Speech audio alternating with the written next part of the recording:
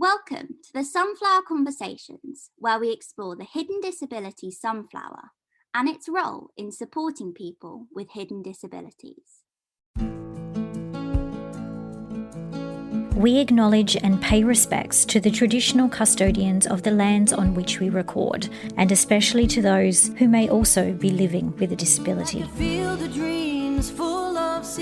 Welcome to another episode of the Sunflower Conversations, where we will explore a variety of disabilities, the way in which people experience their disabilities, and discover the opportunities for society to make access and inclusion improvements for everyone. My name is Flic Manning and I'm your host. Hi everyone, my name is Flic Manning and like many of the guests on the Sunflower Conversations, I'm also disabled. Some of my conditions include Crohn's disease, lupus and Raynaud's syndrome. Today, I'm joined by a wonderful human from our community, Courtney Rosato. Courtney, welcome to the show. Thanks so much for having me, Flic. I'm excited to be here. I'm excited to be chatting to you. Now, Courtney, you have been very open about your experiences with autism and ADHD, and you've also worked across some vastly different spaces from classrooms to councils to the Pilbara. So what has your lived experience been of navigating these different spaces with your invisible or hidden conditions? I, like many of us in this community, had a very late diagnosis. So the majority of my university studies through my undergrad in law all the way through to my master's was actually undiagnosed. So it's been quite an interesting journey that I've taken. And one of the most interesting aspects of navigating my diagnosis has been that I'm actually a disability, developmental disability specialist. So I've worked in education for 14 years in various different roles. I started out during my law degree, started out in special units on the Gold Coast, working as an ES whilst I went through my law degree and my studies. And that really triggered a passion in me around inclusion and the concept of equity, especially back then when we had these exclusionary units that sat within mainstream schools.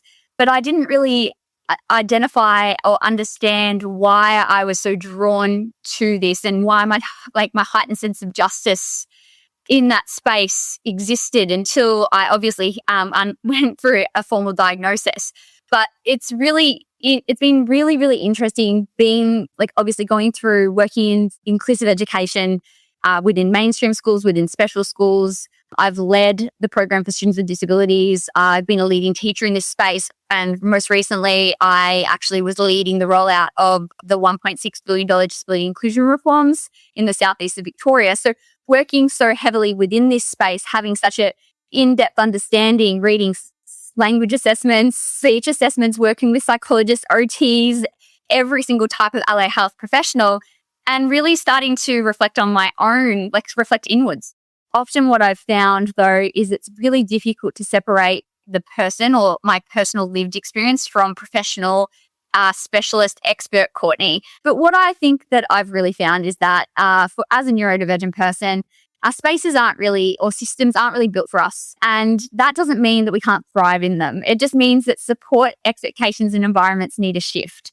And through my time, what I've found is that we as people with lived experience, especially people working within this sector that have lived experience and are experts in this space, we have this brilliant opportunity to bring in that theoretical, practical understanding and utilize our lived experience to create systemic change. And I'm obviously I have a legal background. So for me, creating actual sustainable systemic change comes from reflecting on policies, processes, system-wide structures, and really pushing the boundaries around what can we do better? How can we learn from what we've done in the past? And how do we really create tangible change rather than just tokenistic, what we've kind of done in the past, where disability inclusion exists in a silo and we're happy to celebrate an awareness day, or we're happy to have a speaker come in and talk to us about reasonable adjustments, but it doesn't really change the system. So I really have been in a blessed, space where I've been passionate about this work. I knew this was what I wanted to do.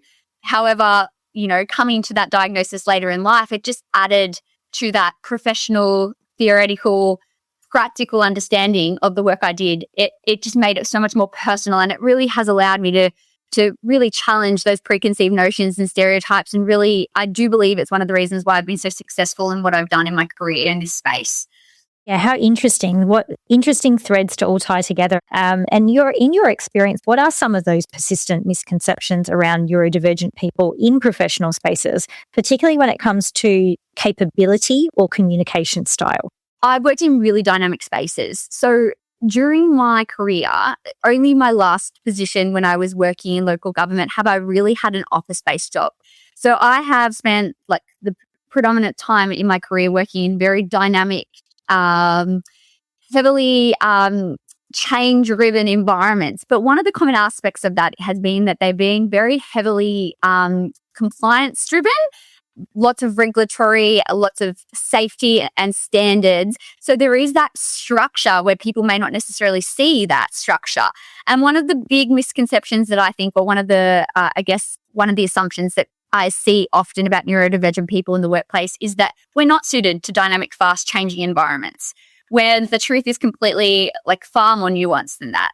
In fact, I've spent, like I said, the majority of my career in fast-paced changing environments. And the reason I'm so adaptable and have been able to make such informed decisions, being calm under pressure, I've had, working especially in special school environments or inclusive units within mainstream schools. You're working with students that have quite complex needs. You're navigating different systems, whether that's the out-of-school care system. You've got students in resi care. You've got students with wraparound supports. You're applying trauma-informed practice. There's so many different aspects to that environment where I truly believe that my neurodivergence has allowed me to see the bigger picture and to be able to understand the procedure, to be able to identify, for example, with positive behaviour support, understand how positive behaviour support can be applied. I do think that people hear the word neurodivergence, especially when they hear the word autism, and they automatically assume that you need to be in an office, you need to be in a quiet room, and that it's not going to, you're not cut out for this fast-paced, ever-changing environment. And I have heard comments around, well, this environment's really challenging. It's really dynamic. How will you go in that? Well, that's all I know. And that is actually where I thrive, because I can see the bigger picture. And I can also identify where we could put in place a system or a process that could eliminate some of that unpredictability that may be causing people some anxiety. And it's not just good for people with neurodivergent people. It's good for everyone. So I really do believe that when it comes to that biggest assumption or misconception that I see, it's really that we struggle with change. And it's not that we struggle with change, it's that we struggle with unclear, unsupportive change and vague feedback. So the issue isn't capacity, it's whether the systems and leaders are equipped to remove arbitrary barriers. Oh, I love that. Anyone listening or reading the transcript of this show today, I hope you go back and read or listen to that again, because I think that was so incredibly insightful. Now, in terms of that inclusion specifically, what does that genuine inclusion look like to you in the world? And how do you know when it's actually happening versus when it's performative?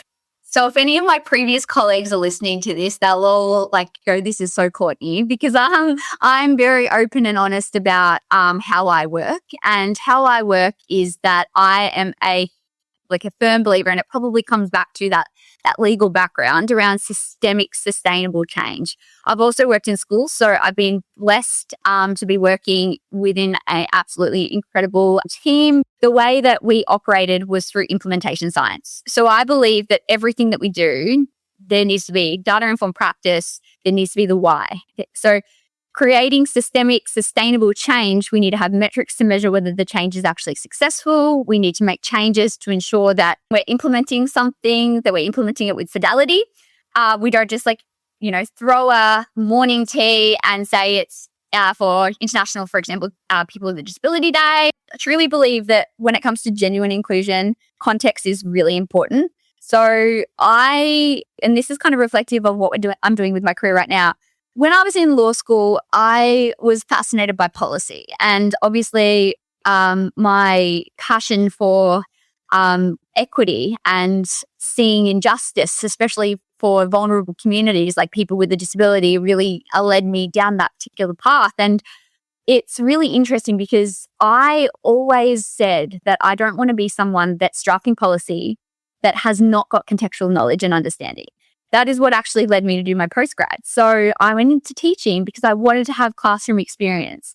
I knew that being a teacher wasn't what I wanted to do. That wasn't necessarily the end outcome, but I wanted to understand the systems, the processes, how things function on the ground before I was in a position where I could lead a school or lead a department, and going to a space where I was drafting policy, having a practical understanding of how that looks on the ground. And that's what I think led to such success in my previous role within the Department of Education. We were rolling out the reform, and I worked with a particular school that was seen as a lighthouse school across the state for the work that we'd done in inclusive education around changing systems and processes and really creating and casting an inclusive lens over whole school practice. And the reason I could do that work and the reason I had such a high level of understanding of what that work looked like on the ground was because I worked on the ground. Policy needs to be like living, breathing documentation. It doesn't just sit on a shelf gathering dust, right? It needs to be something that can actually be put into action on the ground.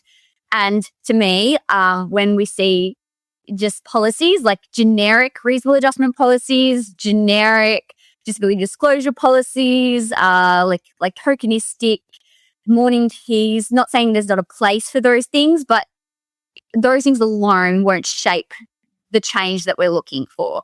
Here. I think it's really important that it's not the ticking of a box.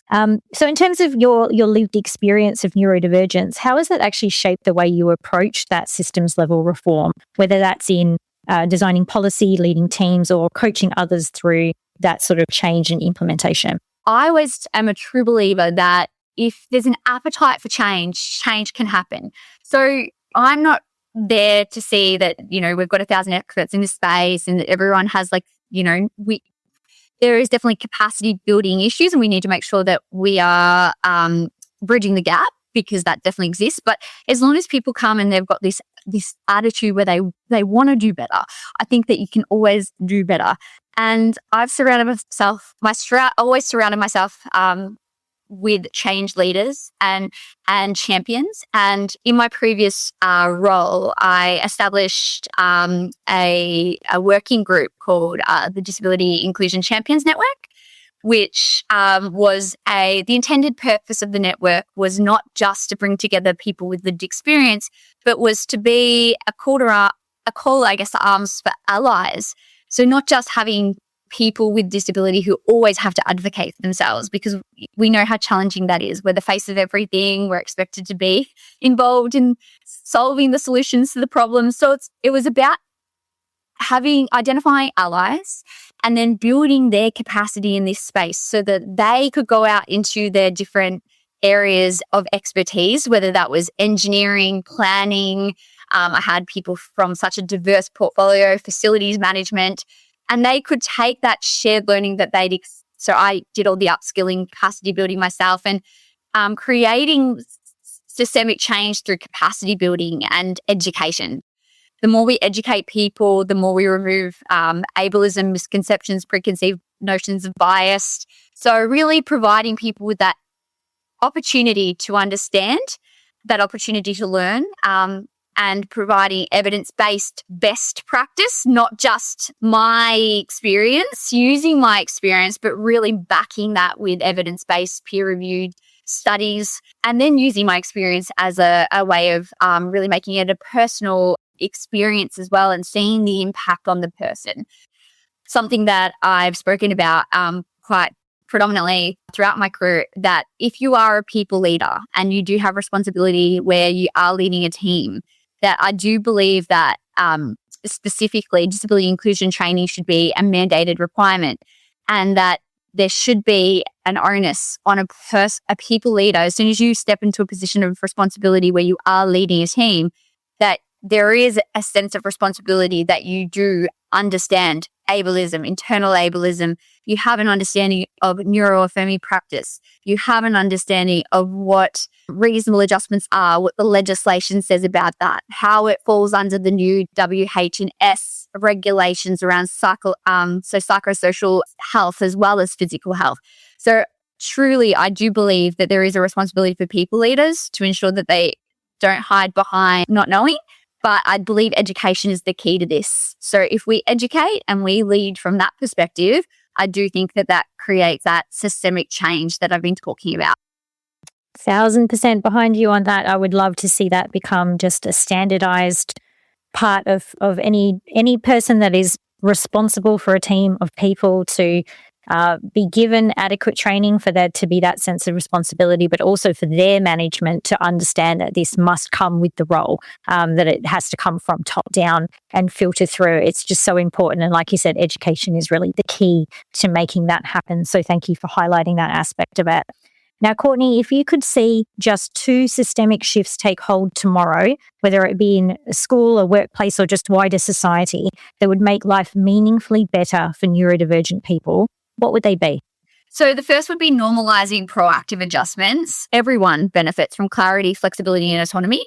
So if you have neuroaffirming practice, if you're using positive behavior support, utilizing trauma-informed practice, that's actually going to benefit all students. So the same can be applied to more broader workplaces where we look at, if we start with the assumption that everyone benefits from these types of adjustments, clear communication, we talk a lot about communication because I believe that's the key. But if we look at some of those aspects of what assists people in the workplace and provides that supportive, psychologically safe environment, it's not just good for your neurodivergent employees, it is good for everyone. So I really believe that if we normalize proactive adjustments, we can really minimize or mitigate risk. And I don't think we should wait for someone to ask. Obviously, there's legal implications for that as well. When someone discloses disability, there are protections, obviously, where the onus is on the company to be able to action those reasonable adjustments. But if they're required, but we just need to make sure that we have systems that of support that are built in.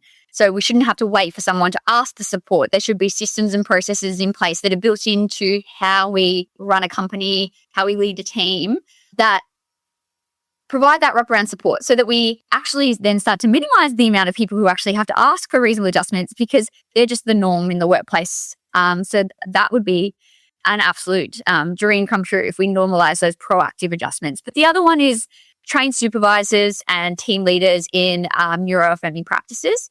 We know the statistics around neurodivergence now. It's no longer new. We know the statistics, especially amongst undiagnosed people, especially women. And we know that within teams, if we're leading a team, if we look at the statistics, we're going to have neurodivergent people within our team, whether they're disclosing, whether they're diagnosed or not.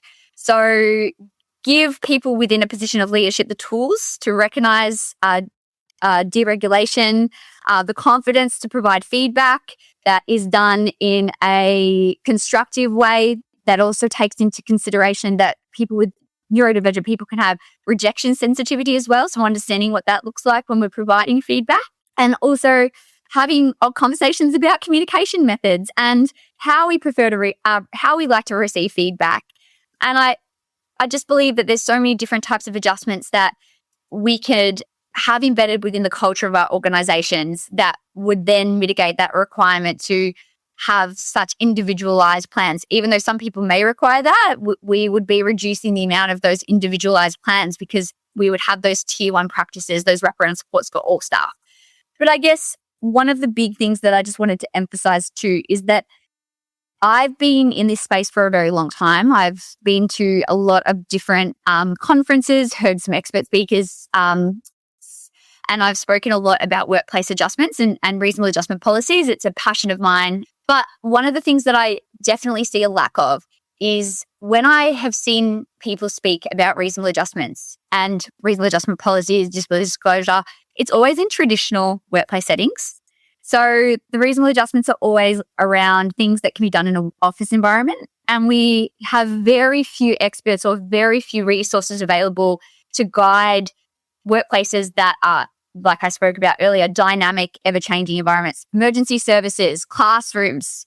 So working now over in mining, it's been absolutely amazing to see how much scope and space there is to really look at that dynamic, ever-changing environment. And I like the concept of, let's look at controlling the controllable, right? So there are always aspects of things that can be controlled. So whether that's inductions, whether that's preparing people to visit site, having virtual flyovers, understanding nuances of things like crib breaks, and understanding, like, when you're living on site, for example, if you are FIFO, understanding like the unspoken rules of like the mess or the getting around campsite and things like that, and the bus system and all of that, having wraparound supports to really be able to set you up for success and controlling the controllable, because that allows a neurodivergent person to then thrive under pressure and to be able to take on board the unpredictable nature of the job, because we're controlling the controllable and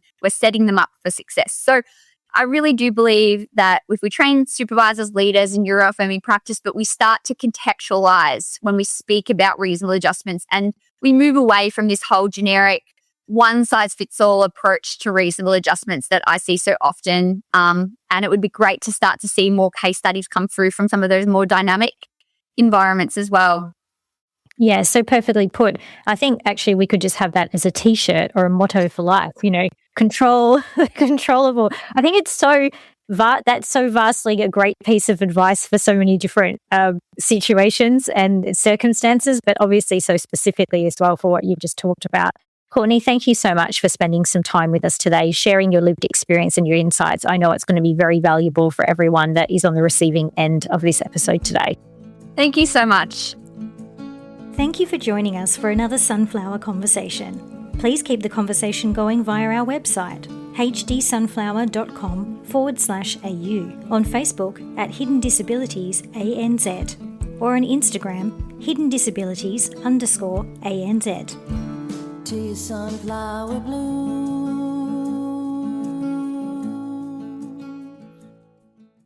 If you'd like to share your sunflower story or conversation, please email conversations@hiddendisabilitiesstore.com. Find out more about us or listen to this recording again by checking out our insights page at hiddendisabilitiesstore.com. You can also find us on Facebook, Instagram, Twitter, YouTube, and LinkedIn. Please help, have patience, and show kindness to others, and join us again soon. Making the invisible visible with the Hidden Disability Sunflower.